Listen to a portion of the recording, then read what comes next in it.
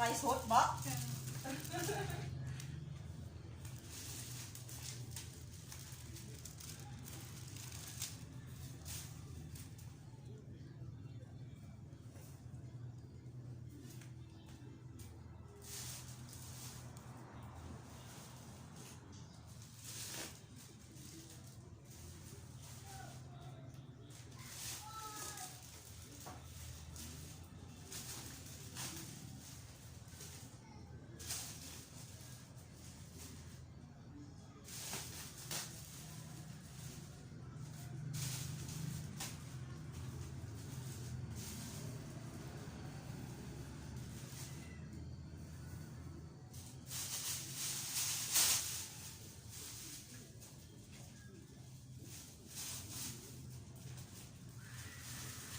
เป่าก็แฝง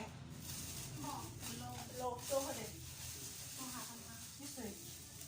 ไม่ตลาดหรอกแม่ ทานตัวเด็ด หันไปซุป ทุกวันเขาเจ้าอันขายขายปลานิ่มขาย เอาซุปโตมากเดียวอันนี้นะเด็กเนี่ยเขาขายมากมายลองตัวนั้นเลย แพงของแท้เนี่ย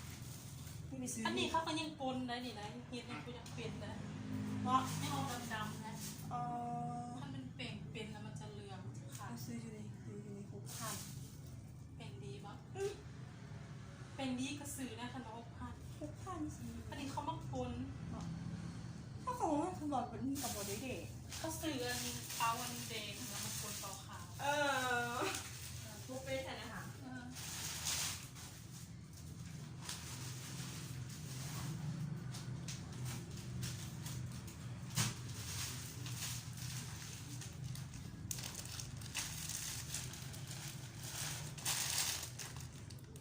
สนาสิขอจุดที่ติดเรียนเสนอเลยฝากกดไลค์กดแชร์ให้สาวนั่งเลยเด้อฝากซองเลย